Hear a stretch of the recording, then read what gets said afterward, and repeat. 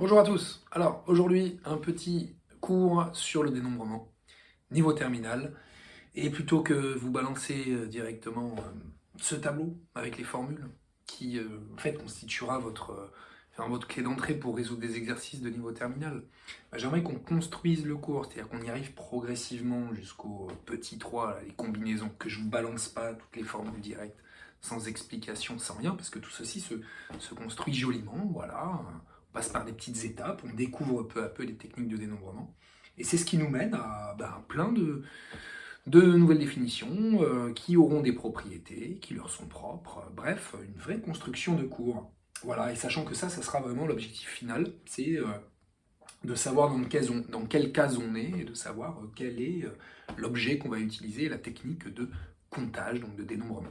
Alors, déjà le dénombrement. Alors, qu'est-ce que c'est? Le dénombrement, c'est comme son nom l'indique, un petit peu, hein, savoir dénombrer, c'est savoir compter. Voilà. Alors, compter, on peut compter sur les doigts, on peut compter en prenant le temps de compter les choses une par une, mais pour des ensembles ou des objets qui sont un peu particuliers, ça va être un peu difficile parfois de compter sur les doigts, donc il va falloir apprendre de nouvelles techniques. Voilà. Pour cela, donc on va le faire en 3 étapes. Ok.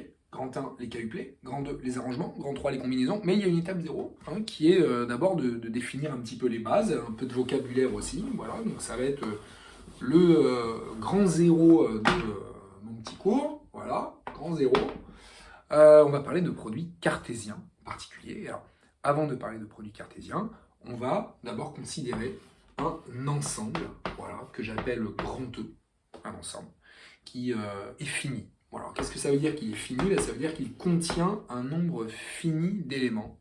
Okay, et le nombre d'éléments de cet ensemble, je vais l'appeler, ça porte un nom, ça s'appelle le cardinal de E, donc c'est le nombre d'éléments de mon ensemble, et je vais l'appeler n. Voilà, je poser que c'est n, donc un entier naturel, voilà, et puis mon ensemble E, il est composé de donc n objets, voilà. Alors ça peut être des nombres, ça peut être des lettres, ça peut être des objets, ça peut être des craies. En tout cas, j'ai un certain nombre d'objets dans un ensemble. Voilà. Alors, première chose, premier principe. Quand j'ai deux ensembles, d'accord? Donc j'ai un premier ensemble que j'appelle E, et puis j'ai un deuxième ensemble que j'appelle F. Voilà. Ça c'est E, ça c'est F. Et puis je connais le cardinal de chacun des deux.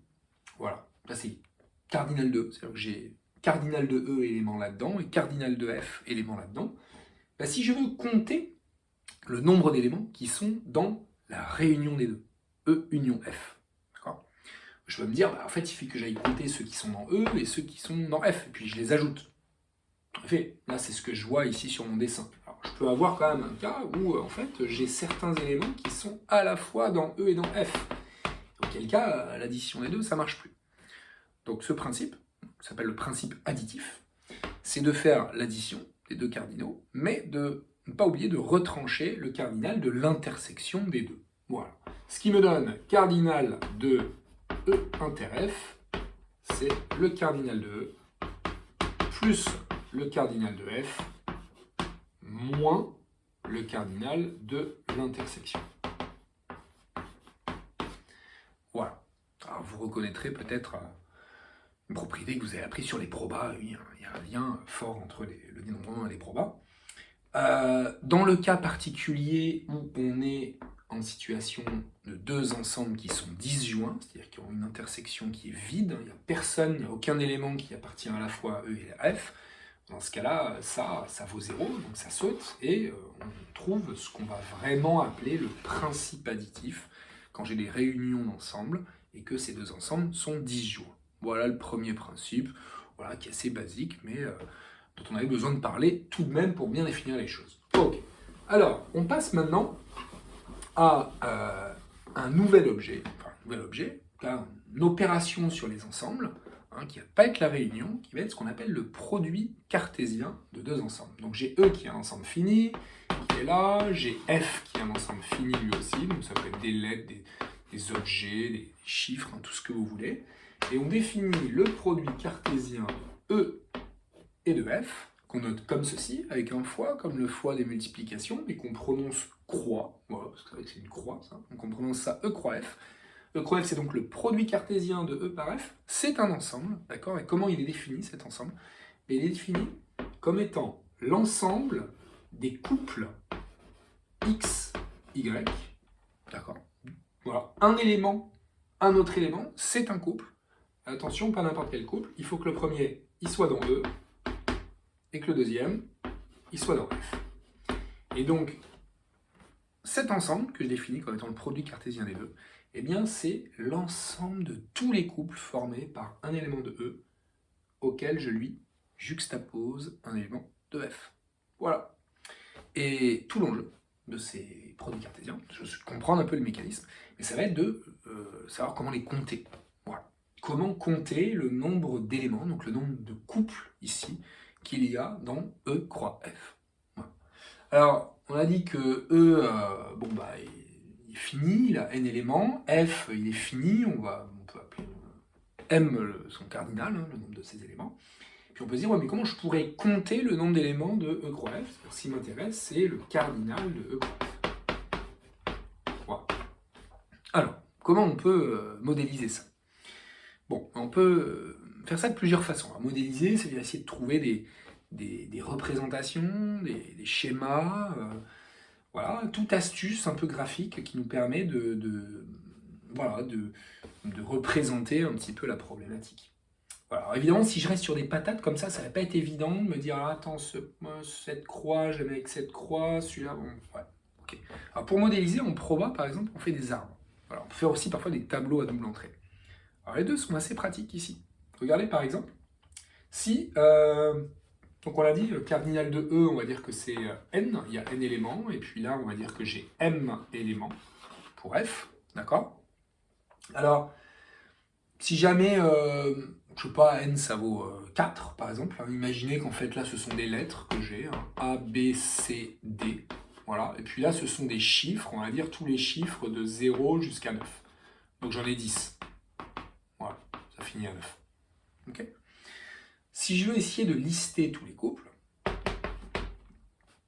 de type XY, hein, avec X un élément de cet ensemble E, et puis Y un élément de cet ensemble, et ben je peux déjà me dire, bon, si je veux compter toutes les façons qu'il y a de créer les couples, je vais d'abord m'intéresser au premier élément, c'est-à-dire l'élément en fait qui est dans E. Et pour ça, j'ai 4 possibilités. Je peux les dessiner avec un arbre, hein, qui sera un peu comme un arbre de Proba, mais que je vais appeler arbre de dénombrement. Voilà, c'est-à-dire, en fait, j'ai 4 choix pour le premier élément qui est l'élément de mon ensemble E. Voilà. Et une fois que j'ai choisi ce premier élément, qui est l'élément de l'ensemble E, eh bien je vais choisir mon deuxième élément qui doit être un élément de F. Donc en fait, si j'ai choisi A, je vais avoir ensuite le choix des 10 chiffres possibles qui correspondent aux 10 chiffres qui sont compris entre 0 et 9. Et puis j'aurai la même chose pour B. Finalement, je vais avoir encore 10 branches, et puis j'aurai la même chose pour C, j'aurai 10 branches, et puis j'aurai la même chose pour D, j'aurai 10 branches. Alors bien évidemment, j'ai pas envie de le représenter complètement, mon arbre, parce qu'il est gigantesque, c'est horrible. Voilà. Et soit je l'imagine très bien, et j'arrive à compter à la fin combien j'ai d'issues, ok. Soit j'y vois vraiment rien, je me dis, oh mince, je vais trouver un autre mode de représentation, et on peut, c'est vrai, en trouver un autre, hein, qui soit finalement assez facile aussi, et qui sera le tableau à double entrée. Voilà. Où je peux par exemple en ligne mettre mes 4 possibilités pour ma première lettre, A, B, C, D, voilà. Et puis en colonne, mes 10 possibilités pour mes chiffres, 0, 1, 2, 3, 4, etc. jusqu'à 9. Et là je dirais que c'est encore plus visuel. Si je veux compter tous les couples possibles, regardez, j'ai par exemple A0, A1, A2, A3, A4, B0, B1, B2, là je les vois vraiment bien, en fait. J'en ai combien? J'en ai autant qu'il y a de cases ici. Et là, c'est un principe que vous reconnaissez bien, c'est le principe de la multiplication. Voilà, il suffit que je multiplie le nombre de lignes par le nombre de colonnes. Ok? Donc on va avoir ce qu'on appelle le principe multiplicatif pour travailler sur les cardinaux de produits cartésiens. C'est-à-dire, ici dans mon exemple-là, 4 fois 10. Ce qui correspondait aussi en fait à mes 4 branches multipliées par les 10 nouvelles branches pour chacune des 4 premières branches. 4 fois 10. Si je généralise le concept, D'accord? Ici, j'ai E qui avait n éléments, F qui avait m éléments. En fait, il faut que je multiplie les deux, tout simplement, pour trouver le nombre d'éléments de mon produit cartésien E croix F, c'est-à-dire cardinal de E fois cardinal de F. Voilà. Deuxième principe important, donc le principe multiplicatif. Ok. Bon, cas particulier maintenant de produit cartésien. Ok. Un produit cartésien de E par lui-même. E croix E. Donc je reste avec une seule patate ici. E croix E. Donc c'est l'ensemble des couples XY, mais où X est dans E et Y est dans E. Voilà. Bah, si je veux les compter, j'en ai en fait n fois n. D'accord? C'est-à-dire n au carré. Voilà. Première remarque, quand je fais le produit cartésien E croix E, donc c'est l'ensemble de tous les couples, et attention, je ne l'appelle pas XX, parce que justement, c'est pas forcément le même. Hein. Je prends un élément de E et je prends un deuxième élément de E. D'accord? Alors imaginez, c'est des lettres, hein. Imaginez, c'est ça, c'est ABCD. D'accord? Ben, en fait, ce produit cartésien, attendez, enfin, ouais, j'ai écrit appartient à E, mais c'est X qui appartient à E et Y qui appartient à E. Hein. D'accord? Voilà. Ok.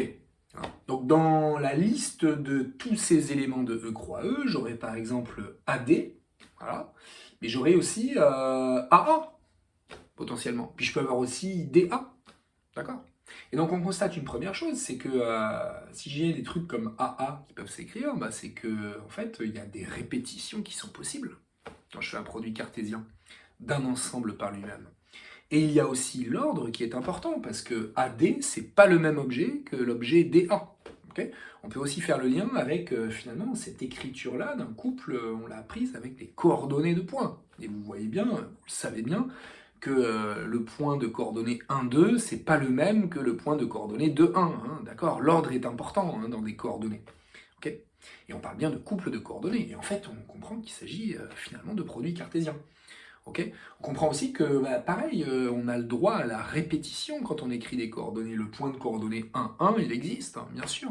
Donc vous voyez, hein, en fait, il y a un lien avec le dénombrement dans ce que vous avez déjà manipulé comme objet, un couple de coordonnées. Bah, en fait, c'est un élément d'un produit cartésien, d'un ensemble par lui-même, mais finalement, la plupart du temps, on vous fait travailler dans R croix R quand vous êtes en géométrie plane, et puis on vous fait travailler dans R croix R quand vous êtes en géométrie dans l'espace. Okay, c'est un peu lourd cette notation, R croix R croix R, et même E croix E. On a envie, comme c'est des multiplications, ok, produit cartésien, ok, on prononce croix, mais on a envie d'écrire ça E au carré, ben on a le droit de l'écrire E au carré, donc on fait apparaître des exposants quand il y a des produits cartésiens d'un ensemble par lui-même. E croix E, en fait, peut se réécrire E puissance 2. D'accord? Au même titre que E croix E peut s'écrire E puissance 3. Et donc ici, R croix R, en fait, c'est R2. Voilà, votre plan. Et ça, c'est R3, votre espace, dans lequel vous travaillez en géométrie dans l'espace. Ok. Alors on généralise complètement, et on va parler de E puissance K. Voilà. Qui est donc E croix E croix E croix E croix E croix E, combien de fois? Bah, K fois. Voilà. C'est un produit cartésien, d'un ensemble par lui-même, plein de fois. Et donc, les éléments de cet ensemble E puissance K, eh ben, ils portent un nom, ils s'appellent, et donc là c'est une définition, ils s'appellent des K-uplets. Donc un K-uplet est un élément de E puissance K. Alors, est-ce que c'est qu'un K-uplet? D'accord? Et l'idée, ben, c'est de savoir les compter. Et en fait, pour les compter, on va utiliser le principe multiplicatif qu'on a vu tout à l'heure. C'est-à-dire qu'en fait, il suffit de multiplier des éléments de E par eux-mêmes, par eux-mêmes, par eux-mêmes. Combien de fois? K fois. C'est-à-dire, il y en a combien des K-uplets? Des K-uplets d'un ensemble à n éléments? Eh bien, il y en a tout simplement n puissance K. Alors pourquoi? Parce que j'avais n choix pour le premier, puis encore n choix pour le deuxième, puis encore n choix pour le troisième, etc. Je répète l'opération K fois n puissance K. Ok? Donc, premier élément important qui va nous permettre de remplir la première case de notre tableau au tout début de notre cours. Okay. Et là, en fait, j'en suis au grand 1, ça y est. Hein. le grand A, les n-uplets, ou k-uplets, voilà. Il y a combien de k-uplets? Eh bien, il y en a n puissance k.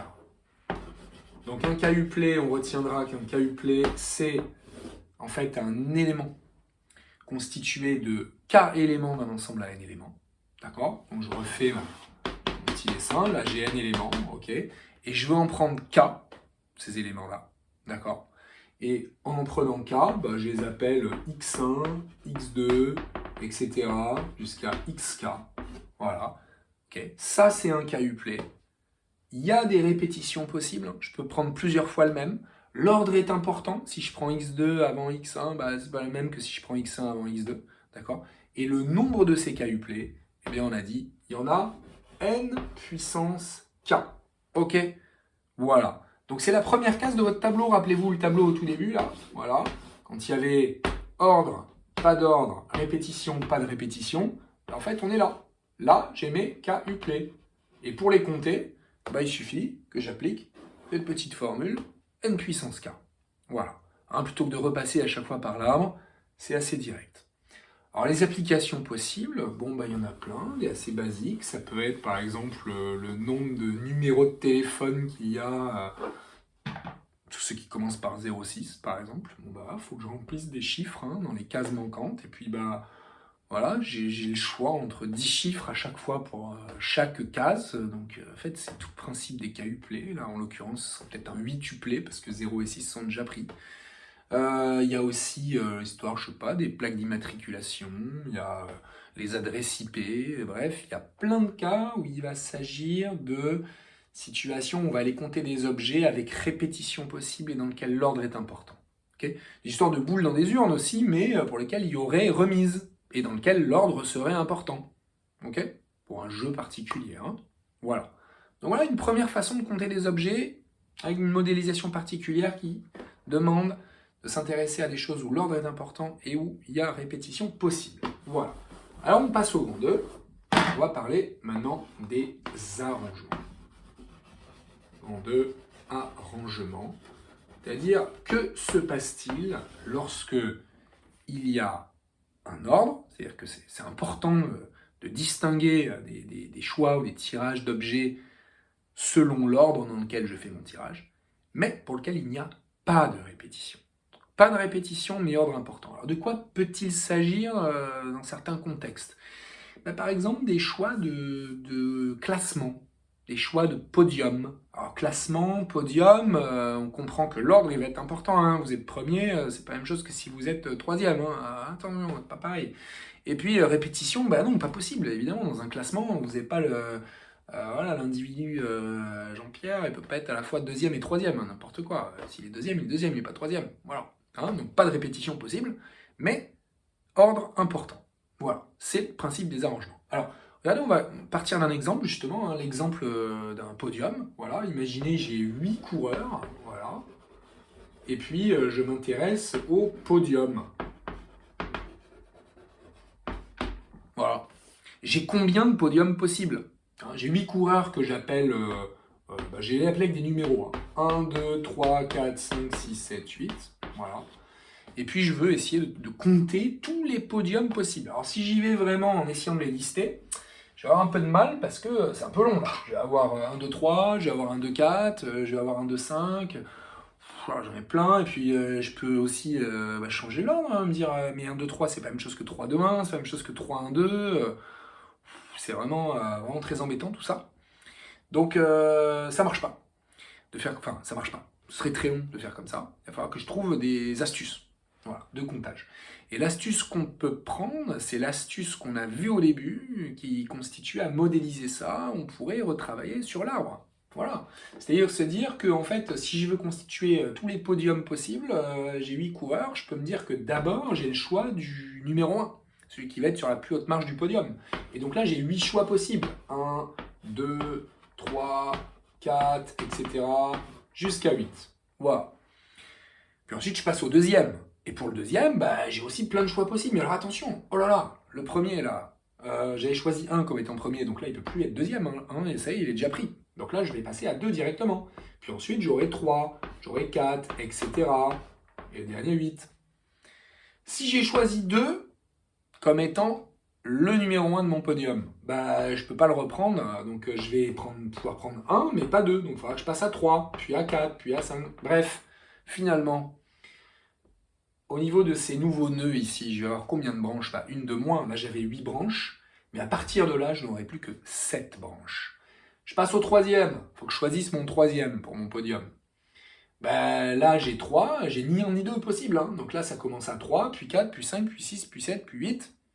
Et finalement, j'en ai encore une de moins qu'au niveau précédent. C'est-à-dire que là, je vais en avoir plus que 6 des branches, à chaque fois. 6 pour chacun des choix précédents. Donc si je récapitule, et ça, je ne peux pas le faire avec un tableau à double entrée, vous comprenez, parce qu'en fait, un podium, il me faudrait un tableau à 3 dimensions. Mais avec là, même si je le dessine pas en entier, je comprends que là, je vais avoir 8 branches. À partir de là, pour chacune des issues, je vais avoir 7 branches. Et là, je vais avoir à chaque fois 6 branches pour chacune des issues, chacun des choix précédents. Ce qui veut dire que bah, je vais avoir combien de podiums possibles? 8 x 7 x 6. Alors, je retrouve un peu ce principe multiplicatif, mais attention, à chaque fois, je perds une branche au fur et à mesure que j'avance. 8 x 7 x 6. Voilà. Alors, on va essayer de généraliser ça. On va se dire maintenant, c'est plus 8 coureurs qui m'intéressent, c'est un ensemble à n éléments. Donc j'ai n éléments dans mon ensemble E, d'accord? Et je vais en choisir, non pas des podiums, non pas 3, mais je vais en choisir k. Voilà. C'est-à-dire que je veux prendre k éléments dans un ensemble à n éléments. Donc dans E, j'ai n éléments, donc ça c'est le cardinal de E. Et puis moi je veux choisir k éléments dans cet ensemble.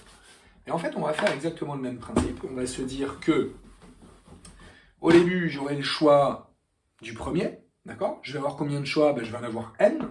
Donc je les dessine pas, j'en sais rien, mais j'ai n choix ici, d'accord? Puis il faudra que je choisisse le deuxième. Donc là j'en aurai combien? Ben, j'en aurai n-1 choix pour le deuxième. D'accord? Et puis je continue mon mécanisme là, j'en aurai n-2 pour le troisième. Puis je vais quand même bien m'arrêter un jour. Mais je m'arrête quand? Je m'arrête à quoi? Alors, on pourrait se dire, alors en essayant de généraliser, on se dit que là, on va peut-être s'arrêter à n-k, quelque chose comme ça. Alors on peut essayer de s'inspirer un peu de ce qu'on a fait tout à l'heure, où il fait prendre 3, d'accord? Et j'en avais 8 des coureurs. Et puis en fait, on avait fait 8 x 7 x 6. Alors on peut se dire que si je m'arrête à n-k, ça me ferait 8 moins 3, ça ferait 5. Mais on ne s'est pas arrêté à 5, on s'est arrêté à 6. Donc on se dit, ah oui, il y a peut-être un décalage de 1. C'est-à-dire, en fait, on va s'arrêter non pas à n-k, mais à n-k plus 1. Et oui, en effet. Parce que là, si je prends le premier, puis le deuxième, regardez, je suis déjà à n-1. Le troisième, je suis à n-2. Le quatrième, je suis à n-3. Bref, le kème, je serai à n-k plus 1. Bref, le nombre d'éléments de ce type-là, d'accord, qui vont être des nombres, finalement, de k-uplés, mais attention, qui seront distincts, et bien ça va être n fois n-1 fois n-2 fois etc. fois n-k plus 1. Ah, et voilà. Et ça, vous l'avez bien compris, donc à travers, grâce à un arbre de dénombrement. Alors, on formalise un petit peu les choses, d'accord? Une petite définition sur ce que c'est réellement un arrangement.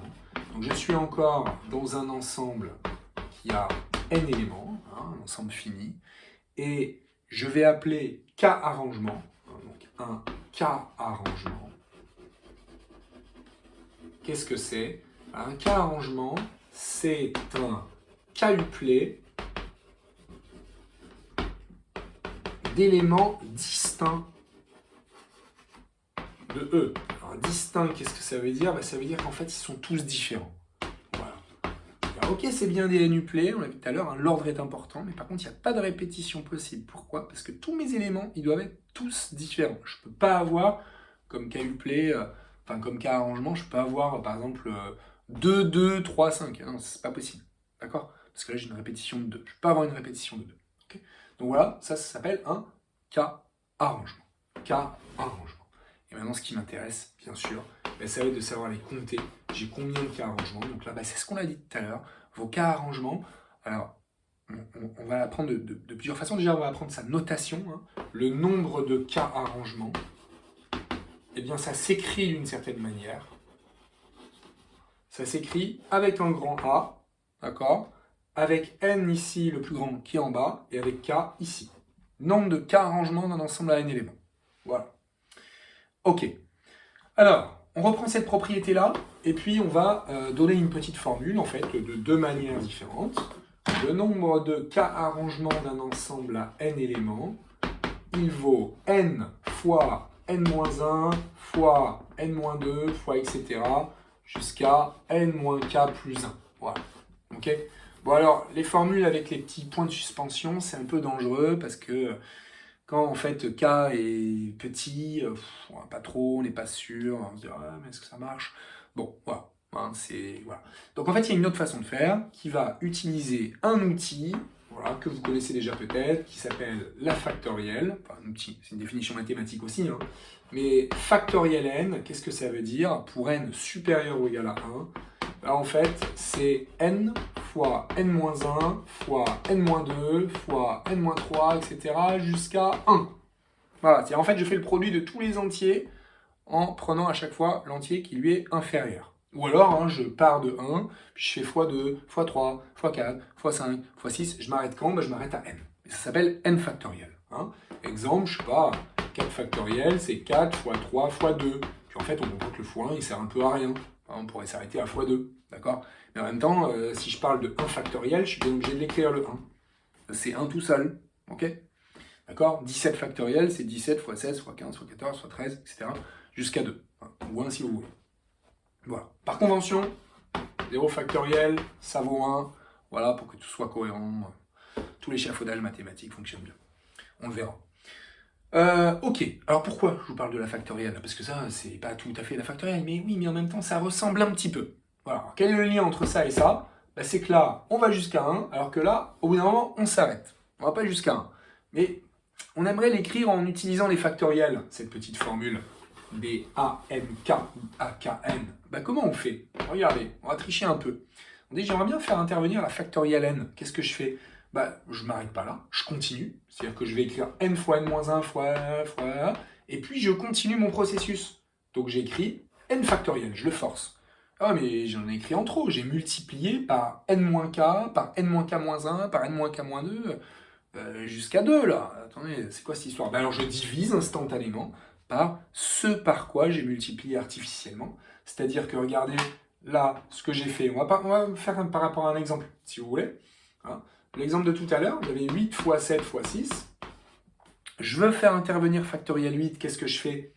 Artificiellement, je vais multiplier, et je l'écris ici en coupant, par 5 fois 4 fois 3 fois 2. Mais si je fais ça, il faut qu'en bas, je fasse intervenir une fraction où je divise par 5 fois 4 fois 3 fois 2. Voilà. Et ça me permet quoi? Ça me permet de récupérer en haut factoriel 8 et en bas factoriel 5. Je généralise un petit peu ce principe-là. Ici, j'ai multiplié artificiellement par n-k, par n-k-1, par n-k-2, etc. jusqu'à 2. Et donc, il faut que je divise par ce par quoi j'ai factorisé artificiellement, c'est-à-dire n-k fois n-k-1 fois n-k-2, etc. jusqu'à 2. Bref, en haut, j'ai n factoriel. Et en bas, je vais avoir n-k factoriel. Voilà votre formule des arrangements. D'accord? Vous avez compris qu'est-ce qu'un arrangement? Un k-arrangement, c'est je prends k éléments dans un ensemble à n éléments avec un ordre important mais sans répétition possible. Okay. Et combien j'en ai de ces arrangements, de ces k-arrangements? Eh bien j'en ai n factoriel sur n-k factoriel. Hein. Donc deux aspects. Comment ça s'appelle ce truc-là? Un arrangement. Et combien j'ai d'arrangements possibles? J'en ai ça. Ok? Voilà. Et ça nous permet de remplir une deuxième case de votre tableau, si vous me suivez bien. D'accord? Là, il y avait ordre, pas ordre. Là, il y avait répétition, pas de répétition. Là, on avait dit que c'était des n-uplets. Et on les avait comptés, il y en avait k puissance n. D'accord? N puissance k. Ok? Et là, on est dans ordre et pas de répétition. Donc là, c'est des arrangements. Hein. Donc là, les k-uplets. Et là, les arrangements. Et pour chacun, vous avez une petite formule désormais qui vous permet de les calculer. Alors, application, podium, classement, liste ordonnée. Voilà, dès qu'il y a une notion d'ordre, mais que vous voulez lister des objets, qu'il n'y a pas de répétition, on est dans le domaine des arrangements, tiercés, tout ça. Voilà. Cas particulier des arrangements. Tout à l'heure, par exemple, il y avait 8 coureurs, et puis je voulais travailler sur les podiums. Donc en fait, j'en prenais que 3. Qu'est-ce qui se passe si je prends tout le monde? C'est-à-dire, je m'intéresse à des classements.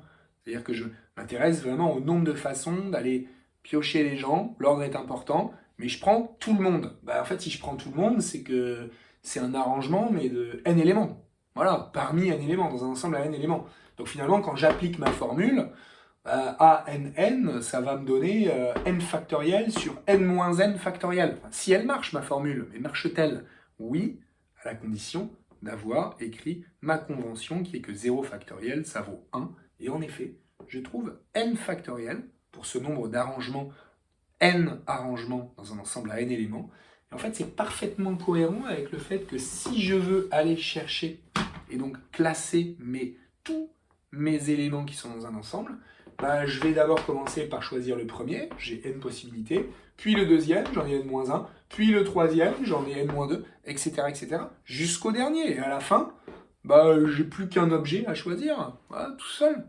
Parce que finalement, juste avant, j'en aurais eu 2 à choisir, donc j'aurais eu un x2, vous voyez, à chaque fois j'ai une branche de moins, hein, voilà. Donc à la fin, quand je serai à mon avant-dernier choix, j'ai choisi mon avant-dernier, il me reste plus qu'une personne toute seule, c'est mon dernier choix, donc j'ai un x1, donc j'ai vraiment fait n fois n-1, fois n-2, fois n-3, jusqu'à 1. Et donc, ANN, qui est donc un arrangement un peu spécial, c'est le nombre de trucs qu'on appelle des permutations. Voilà, une permutation, c'est un n arrangement d'un ensemble à n éléments. Ok? Donc c'est une petite définition, permutation, une permutation, puis c'est bien parce que c'est en français, ça se dit aussi, hein, je permute des éléments. Ah ouais, j'avais des gens qui étaient sur des chaises, je les permute. D'accord, en fait, j'ai permuté tout le monde. Enfin, en tout cas, tout le monde est sur une chaise. D'accord? Donc, permutation, en fait, c'est un n arrangement d'un ensemble à n éléments. Et j'en ai combien des permutations? Nombre de permutations. J'en ai n factoriel. Voilà. Super. Bon voilà, hein, j'insiste, hein, c'est un cas particulier des arrangements, les permutations, il ne faut pas non plus être trop à fond dedans. Si vous connaissez les arrangements, vous connaissez les permutations, voilà, ça en découle.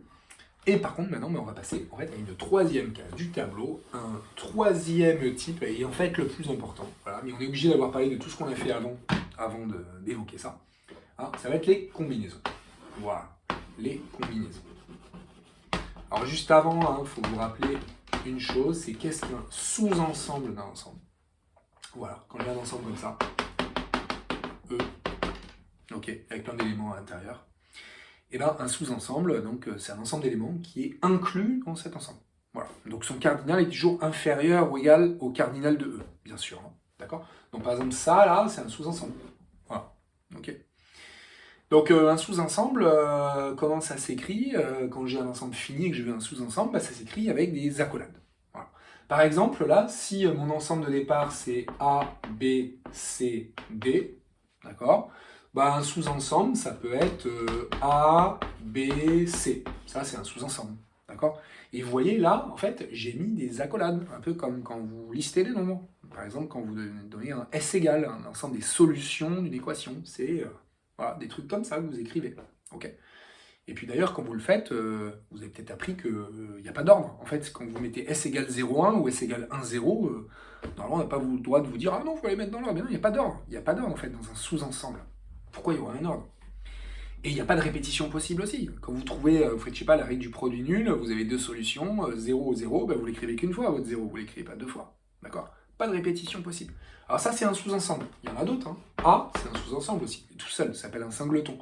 Il y a aussi le sous-ensemble A, B, C, D. En fait, c'est l'ensemble lui-même. C'est bien un sous-ensemble, il est inclus. Il y a même l'ensemble vide. Ah ouais, oui, c'est un sous-ensemble. Voilà. Il y en a plein. Il y a AC. Par contre, CBA, c'est le même. En fait, j'ai les mêmes éléments à l'intérieur. Voilà.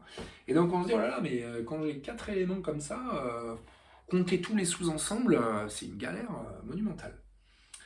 Donc là, ça peut être difficile de les compter. Parce que oui, en effet, hein, les sous-ensembles, d'accord, un sous-ensemble d'un ensemble, en fait, c'est une combinaison. Voilà. Et le nombre de sous-ensembles d'un ensemble de cardinal n, ça va être le nombre de combinaisons. Alors, je vais préciser, je vais parler de K combinaison. Ok? Donc K combinaison, c'est ok, je m'intéresse à un sous-ensemble, mais pas n'importe quel sous-ensemble, un sous-ensemble qui contient K éléments. Donc ça c'est une définition. Une K combinaison, c'est quoi? C'est un sous-ensemble à K éléments. Bon, c'est quoi le rapport avec nos histoires d'ordre et de répétition? En fait, c'est très lié à tout ce qu'on vient de faire. D'accord? Il s'agit d'aller choisir K objets dans un ensemble à n éléments. Donc ça ressemble au N-play, enfin au K-play, ça ressemble au K-arrangement, ok? Mais la différence, c'est que là, j'ai pas d'ordre, ok? Et pas de répétition. Alors pas de répétition, c'était déjà le cas des arrangements. Hein, on avait dit on peut pas les répéter, ok? Mais par contre, pas d'ordre, ça c'est nouveau. Parce que les K-play et puis les K-arrangements, il y avait un ordre qui était important. Mais là, l'ordre, il n'est pas du tout important, ok? Quand je veux aller travailler sur ce que c'est qu'un sous-ensemble, ben, on s'en fiche de l'ordre, d'accord? Voilà. Et puis l'enjeu, bah là, l'enjeu, ça va être de les compter. Hein. C'est K combinaison, et là, on se dit, pour les compter, ça va être galère. Parce que, en fait, tout à l'heure, on a travaillé sur des sous-ensembles, mais sans travailler sur des sous-ensembles avec un certain nombre d'éléments. Voilà. Et puis là, si par exemple, je voulais compter tous les sous-ensembles à 3 éléments, bah, ce serait peut-être pas si dur. Voilà, parce qu'en fait, là, ouais, je peux les compter. J'ai ABC, j'ai ABD, j'ai BCD. Bon, bref, en fait, j'en ai pas tant que ça, je vais y arriver. Mais le problème, c'est que je dois généraliser. D'accord? Et généraliser, ça veut dire pas 4 éléments, mais n éléments. Voilà. Et puis, j'en veux K parmi n. Alors là, bon, je vais dire, bon, je vais essayer. D'accord? Je vais essayer. Comment je vais faire? Je vais peut-être essayer mon principe de l'arbre, hein, voilà, hein, qui marchait pas mal jusqu'à présent. Hein. Donc, par exemple, ces éléments, que je vais appeler aller 1, 2, 3, etc., jusqu'à n, voilà, j'ai choisi le premier, ok? Voilà. Donc j'ai n choix pour le premier. Mais déjà, je suis embêté par ce mot premier parce qu'il n'y a pas d'ordre. Mais bon, c'est celui que j'ai choisi en premier, puis on va se dire peu importe l'ordre. Ok, voilà, peu importe. Bon, j'ai pas de répétition, donc en fait, je peux me dire, bon, là, je vais avoir 2, là, je vais avoir 3, etc., puis n. Puis là, en fait, j'aurai 1, là, pas 2 par contre, mais 3, voilà, et puis n. Mais là, je me dis, alors attends, je peux vraiment faire ça? Ça va me permettre de vraiment tous les compter? Ben non, j'ai un problème, regardez. 1, 2, il est là aussi, 2, 1. Regardez, ça commence mal, parce que 1, 2, 2, 1, mince, je l'ai compté 2 fois.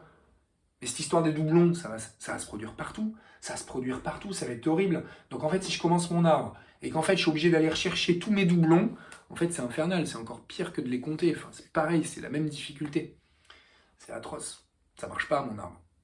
Mon tableau, pareil, ça va pas marcher. Comment je peux faire? Eh bien, je vais utiliser ce que j'ai fait avant, c'est-à-dire tout le travail que j'ai fait sur les K-play et sur les K-arrangements. Voilà. Hein. On va raisonner un petit peu en termes de dénombrement et on va se dire que, bon déjà, on va lui donner un nom, on va lui donner une notation, en fait, pardon, à ce, donc ça va commencer, ma propriété qui va commencer. Le nombre de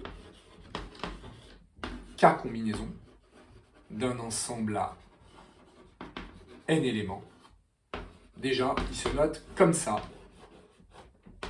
et il se prononce K parmi n. Et ça, c'est sympa parce qu'en français, on le dit aussi, quoi. J'en prends K parmi n. D'accord? En même temps, sur les arrangements aussi, on en prenait K parmi n. Regardez, ouais, pour mes choix de podium, j'en prenais 3 parmi n, 3 parmi 8. Ouais, mais l'ordre était important, alors je me force à pas le prononcer 3 parmi 8 quand il s'agit d'arrangement. Par contre, quand il s'agit de combinaison, c'est-à-dire que l'ordre est pas important et qu'il n'y a pas de répétition possible, là, je peux vraiment prononcer ça K parmi n parce que ça se prononce comme ça, le nombre de K combinaisons. Ok. Donc, bon, là, c'est pas une propriété, en fait, c'est une définition, une notation. Okay, mais on va aller au bout, on va le donner, ce K parmi n. On va donner sa formule. Comment faire? Bon, maintenant qu'on l'a noté, alors on va réfléchir un petit peu. Et on va dire, là, c'est des K combinaisons que je veux, d'accord? Donc, il n'y a pas d'ordre. Et il n'y a pas de répétition. Ah tiens, il n'y a pas de répétition, comme pour les arrangements. Ça, c'est sympa, il y a un lien entre les deux. D'accord? Par contre, la différence, c'est qu'il n'y a pas d'ordre, alors que pour les arrangements, il y a un ordre. Ok? Alors regardez, imaginez qu'en fait, on les ait tous écrits, ces K combinaisons. D'accord? On en a plein. On en a plein, et puis en fait, on en a une là, on en a une là, on en a une là, puis on en a une là. Puis en fait, on en a peut-être d'autres. Mais pour chacune d'entre elles, d'accord? Pour chacune de ces K combinaisons. En fait, c'est des sous-ensembles. Okay, Imaginons par exemple qu'on a, je sais pas, par exemple par rapport à ce truc-là, qu'on est A, B, D. Voilà. Et que là, qu'on est encore autre chose, là on est encore autre chose, là on est encore autre chose. Pour chacun de ces sous-ensembles, si je veux passer aux arrangements, c'est-à-dire que si je veux maintenant tenir compte de l'ordre, qu'est-ce qu'il va falloir que je fasse? Eh bien que je les permute, d'accord? Donc là pour ABD par exemple, j'aurai ABD, mais j'aurai aussi ADB, j'aurai BAD, j'aurai BDA, bref, en fait je vais les permuter, donc j'ai des nouvelles branches qui vont apparaître si je veux transformer ces combinaisons en permutation, en arrangement, hein? Donc je les permute, voilà. Et si je veux vraiment compter le nombre de arrangements qu'il y a, de cas arrangements, mais en connaissant à l'avance le nombre de combinaisons, pour chaque combinaison, je vais trouver toutes les permutations possibles. Mais j'en ai combien des permutations possibles? Sachant que dans mon ensemble, en fait, j'ai k éléments. J'en ai k factoriel. C'est ce qu'on a vu tout à l'heure. Et oui. Donc pour chaque combinaison, j'ai k factoriel possibilités pour permuter les différents éléments de mon sous-ensemble. Et c'est ça qui va me donner mon nombre d'arrangements. Voilà. Et donc on n'en est pas encore à la formule, mais elle découle immédiatement de cette petite relation que j'ai obtenue par du dénombrement. Ok. Regardez, il suffit que j'aille passer ça de l'autre côté, par une division. D'accord? Donc k parmi n, en fait, ça va me donner le nombre de k arrangements d'un ensemble à n éléments, divisé par k factoriel. Okay, sauf que ça, on l'avait trouvé précédemment, ça me faisait n factoriel sur n moins k factoriel. Donc je vais avoir n factoriel sur n moins k factoriel,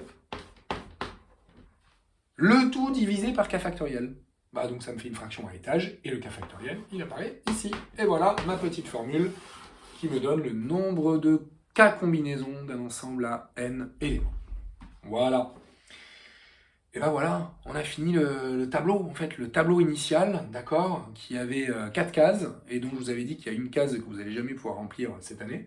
Et bien vous avez rempli les 3 cases qui vous donnent le moyen d'aller compter différents types d'éléments, hein, de coupes, de combinaisons, d'arrangements, selon dans quel cas vous êtes, avec la clé d'entrée importante qui est est-ce qu'il y a ordre ou est-ce qu'il y a répétition. Ok? D'accord? Donc un petit récap tout de même là-dessus, puis après on va faire un petit focus sur les propriétés des combinaisons, des nombres de combinaisons. Donc mon petit récap, ça va être que quand j'aurai un exercice de dénombrement, d'accord, en tout cas un exercice basique, je vais toujours me poser ces questions-là. Est-ce qu'il y a ordre ou est-ce qu'il n'y a pas d'ordre? Est-ce qu'il y a répétition? Est-ce qu'il n'y a pas de répétition? Ok? S'il y a ordre et répétition, là je suis en train de travailler sur des quadruplés. Et je sais combien il y en a. D'accord? On l'a vu, il y en a n puissance k. Si je dois les compter. Si je m'intéresse à des trucs où il y a l'ordre qui est important mais pas de répète, là il s'agit de k arrangement. Et combien il y en a? Il y en a a kn. Et puis si je travaille sur les objets où en fait il n'y aura pas d'ordre et pas de répétition, là je suis dans le domaine des k combinaisons. Et combien il y en aura? Il y en aura k parmi n. Ok? Et dans chaque cas, vous avez des formules adaptées. Et vous avez aussi vos calculatrices qui vous permettent de les calculer quand c'est un petit peu trop compliqué à calculer. Par exemple, je ne sais pas si vous avez 17 parmi 42, vous n'allez pas le faire à la main avec vos factoriels. Vous allez balancer ça dans votre calculette. C'est quand même facile et vous avez le droit. Donc ça, on ne remplit pas. Puis là, je vous ai dit, ordre répétition, ça peut être par exemple des tirages, mais avec remise, d'accord? Là, ordre, pas de répétition, ça peut être quoi? Ça peut être des histoires de classement, de podium, où j'ai pas de répétition, mais où l'ordre est important. Et puis là, pas de répétition, pas d'ordre, des sous-ensembles, ouais, mais ça c'était très théorique, mais dans des vrais contextes, ça peut être, par exemple, des cas où je pioche des boules, mais je les remets pas dedans. Voilà, et puis à la fin, je regarde juste mes boules, ou bien mes cartes, des cartes que je tire. Je tire 5 cartes. Après, j'ai une main, peu importe l'ordre dans lequel mes cartes sont. Ok, c'est vraiment tout mon paquet de cartes. D'accord? Ou bien quand je constitue des groupes dans une classe, voilà, tiens, je veux un groupe de 5, j'en choisis 5 parmi 36.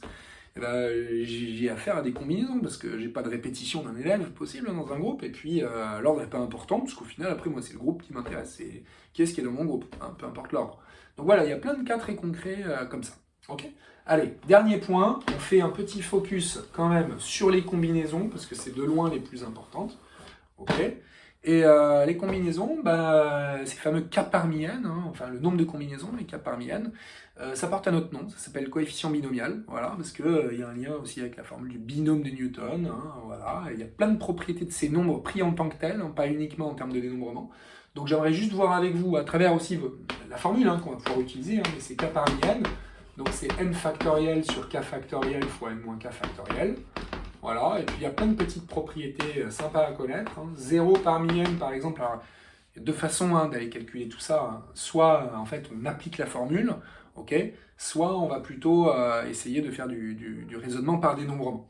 D'accord? Donc là, 0 parmi n, si j'applique la formule, bon, bah, je suis bien content d'avoir 0 factoriel qui vaut 1, parce que c'est comme ça que je vais retrouver que ça fait 1. Et si je le retrouve avec du dénombrement, en fait, je me pose la question de combien j'ai de façons de choisir 0 éléments dans un ensemble qui en contient n. Bah, 0 élément, bah, on pourrait croire que c'est 0, mais en fait j'ai une façon d'aller choisir 0 élément. C'est de choisir personne. C'est de choisir l'ensemble vide en fait. Donc finalement ça vaut 1 parce que j'ai une seule façon d'aller choisir 0 élément dans un ensemble qui en contient n. Voilà. 1 parmi n. Bon bah là, il faut que je prenne un élément dans un ensemble qui en contient n. Bon bah là, j'ai n choix possibles. Pas de problème. Ok? Et puis c'est cohérent avec la formule aussi, bien sûr. Allez, 2 parmi n. 2 parmi n, c'est quoi ça? Je pourrais appliquer la formule, bêtement. Il n'y a pas de souci, ça marche. Sinon, 2 parmi n, en fait, il faut que j'en choisisse 2 dans un ensemble à n éléments. Alors je vous propose ceci. Plutôt que de faire des arbres, je vous propose un tableau à double entrée. D'accord? Je mets mes n éléments ici, mes n éléments ici, et je me dis, ben, en fait, il faut que j'en choisisse un. Ok, je fais mon premier choix, puis le deuxième. Regardez ce qui va se passer. Là, j'ai mon premier choix. Et en fait, ce qui va se passer, c'est que regardez, 1, 1, c'est pas possible. Hein, d'accord? Donc en fait, toute ma diagonale, 2, 2, c'est pas possible. 3, 3, c'est pas possible. Toute cette diagonale, en fait, elle est pas possible. Okay, mais à partir de là, tout est possible. D'accord? C'est-à-dire que là, j'aurai par exemple 2, 1, 3, 1, 3, 2, 4, 1, 4, 3, 4, 2, 4, 3, etc. Ok? Et donc là, on comprend que là, on a déjà vu ça quelque part, ça va être une somme. Là, j'en ai 1, là, j'en ai 2, donc 1 plus 2, plus 3, plus 4, plus 5, plus 6, etc. Et en fait, je vais aller jusqu'à n-1. D'accord? Parce que, ah oui, le tout premier n'était pas là, donc en fait, là, j'ai que n-1 ligne. Ok?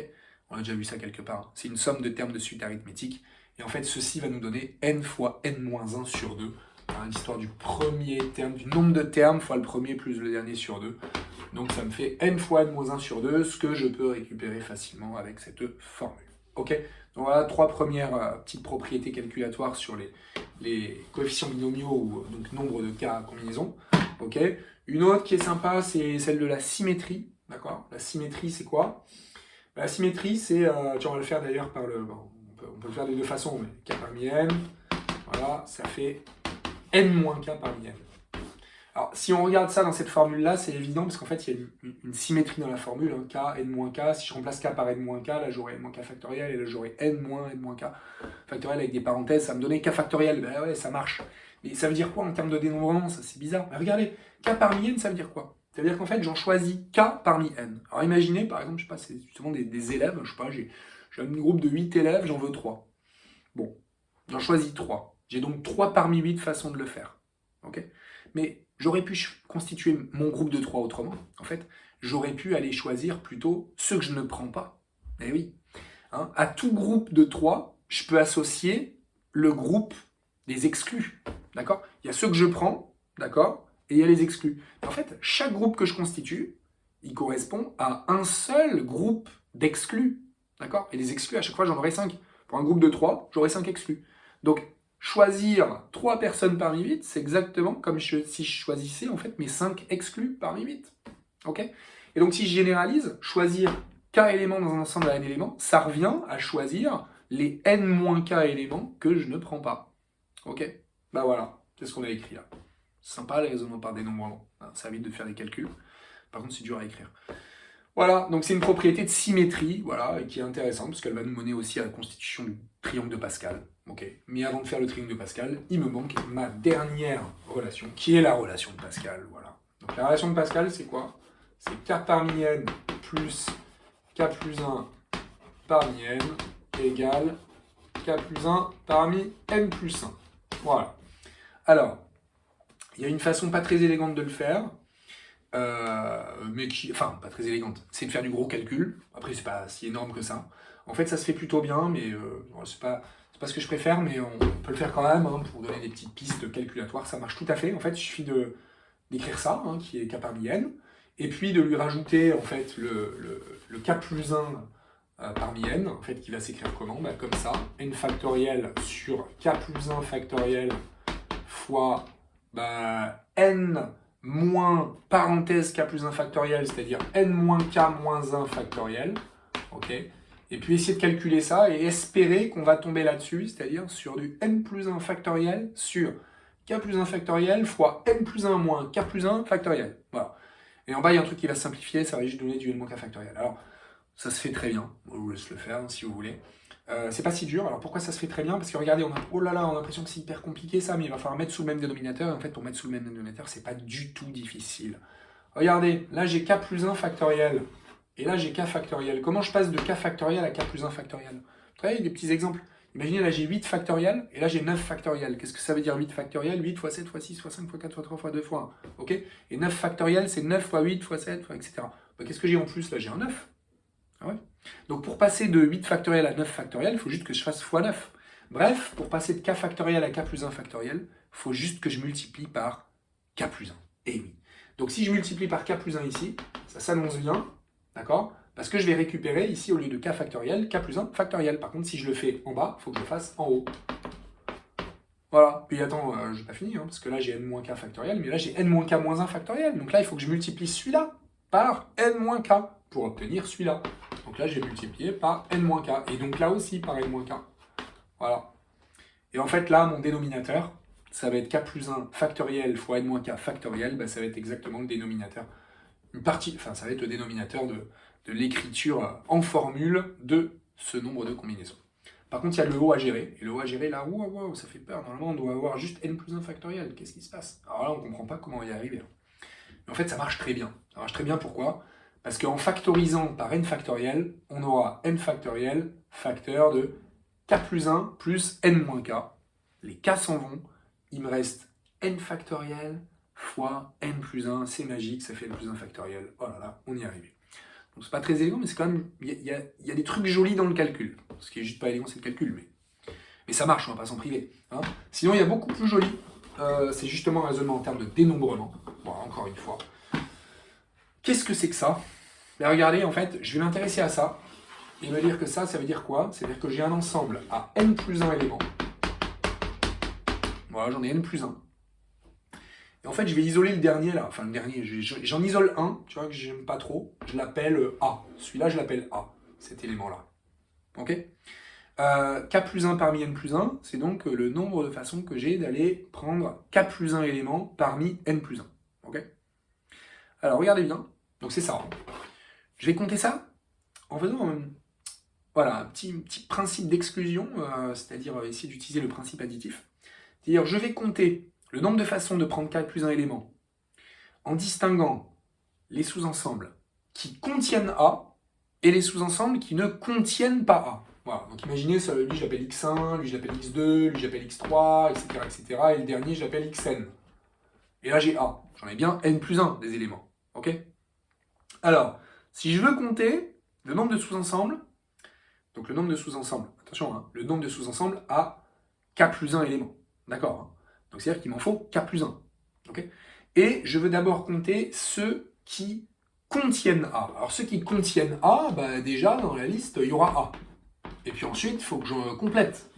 Et pour les compléter, il faut que j'en prenne combien? Regardez, il faut que j'en prenne combien, sachant qu'au total, j'en veux k plus 1.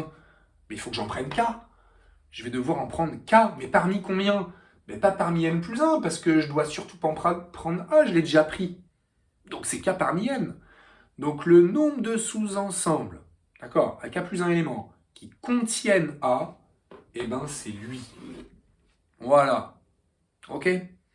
Et le nombre de sous-ensembles qui ne contiennent pas A, il faut que j'aille essayer de comprendre qui ils sont, comment je peux en avoir. C'est ceux qui ne contiennent pas A. Il m'en faut N plus 1. D'accord? Ils ne contiennent pas A. Il m'en faut K plus 1, pardon. Donc, s'il m'en faut K plus 1 et qu'ils ne contiennent pas A, il faut que je choisisse K plus 1. C'est sûr. Mais parmi combien? Mais parmi N, pas parmi N plus 1. Pourquoi? Parce qu'il faut pas qu'il y ait A dedans. Donc en fait, je vais aller les choisir, les K plus 1, dans cet ensemble-là. Tout sauf A. Et j'en ai combien? J'en ai N. Donc K plus 1, parmi N. Wow. Et le plus, il vient d'où? Il vient du fait que ces deux façons de compter que j'ai utilisées là, et en fait, j'ai rien en commun entre tous ceux qui s'écrivent comme ça et tous ceux qui s'écrivent comme ça. Enfin, j'ai rien en commun. J'en compterai pas deux fois. Il y a pas l'intersection est vide là-dedans. Pourquoi? Parce que dans tous ces sous-ensembles, il y a toujours A, alors que dans tous ces sous-ensembles, il n'y a jamais A. Donc, j'aurai jamais un sous-ensemble commun entre ceux qui sont là et ceux qui sont là. Ok? Voilà, c'est joli, c'est du raisonnement par dénombrement. Et en fait, c'est la relation de Pascal.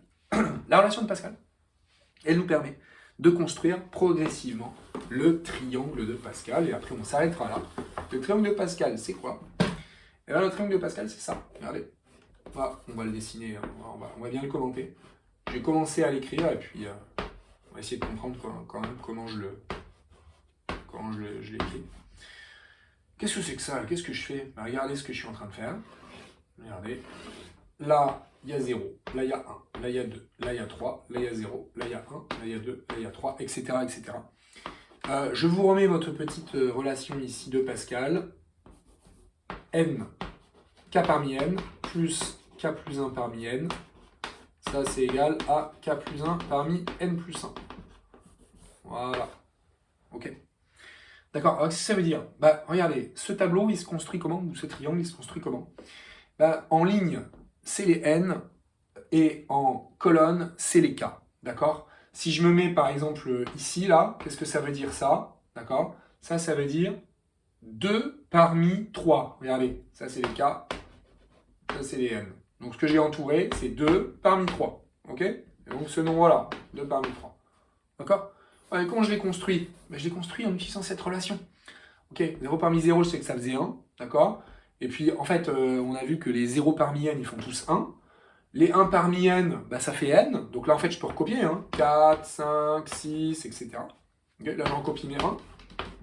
D'accord?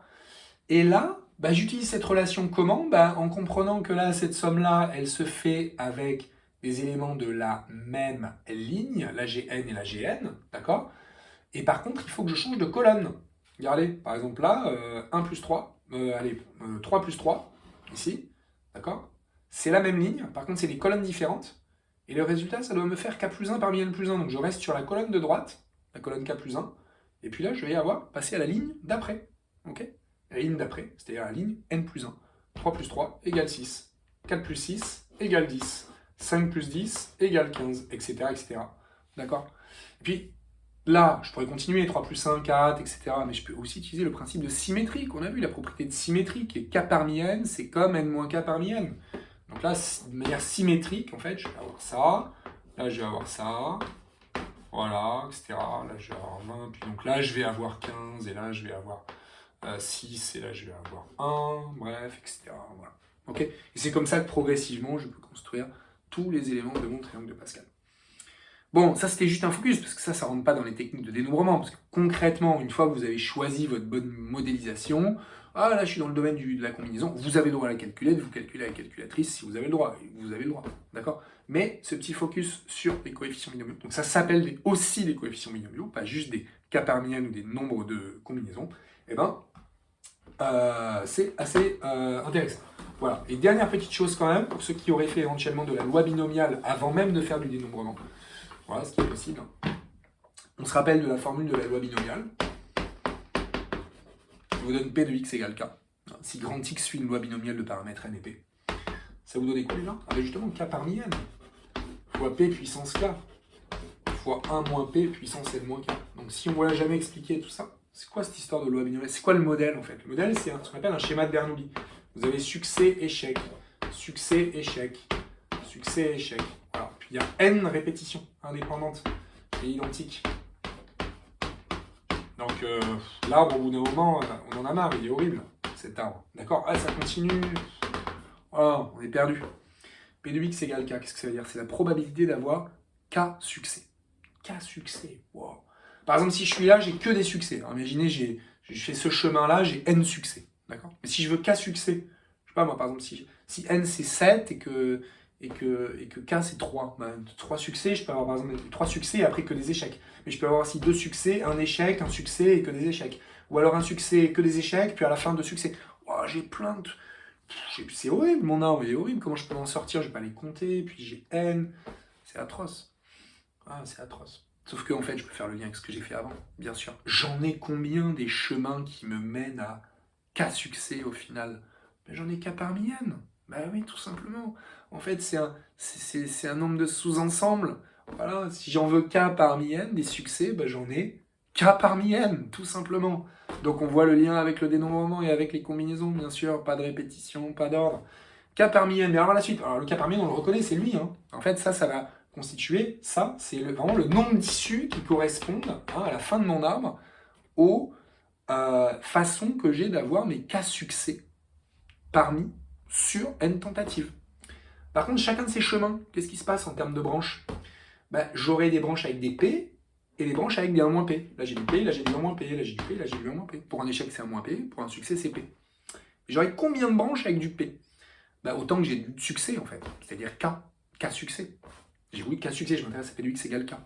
Donc d'où le P puissance K, parce que j'ai K branches avec des S. Enfin, 4 branches qui finissent par S, donc 4 branches avec des P. D'accord? Et puis, et combien de branches d'échecs? Ben, N-K. En fait, ce qui reste, c'est des échecs. Ah, ben elle vient de là, ma formule. Ben oui, elle vient de là, tout simplement. C'est du dénombrement aussi. Bref, du dénombrement, il y en a un peu partout. Vous le couplerez avec les probas, mais en fait, plus tard, vous le couplerez avec tout, quoi. De l'analyse, des suites, tout ce que vous voulez, des dérivations. Il y en a tout le temps, ils traînent tout le temps des factoriels, ils traînent tout le temps des coefficients binomiaux, voilà. D'ailleurs, c'est pour ça qu'après, ça s'appelle coefficients binomiaux, c'est que finalement, il y a un aspect calculatoire qui va même sortir du dénombrement. Ces nombres-là interviendront un peu partout. Voilà, donc j'espère que ça n'était pas trop long, que c'était pas trop fouillis. Mais pour ceux qui n'avaient pas eu de vrai cours sur le dénombrement, ça vous permet d'avoir compris un petit peu la structure de comment on en arrive à ces choses-là, mais en ayant fait tout le processus, hein, étape par étape, en ayant tout démontré sur les produits cartésiens, les ensembles, tout ça. Voilà, et on arrive aux combinaisons. Merci à vous, à bientôt.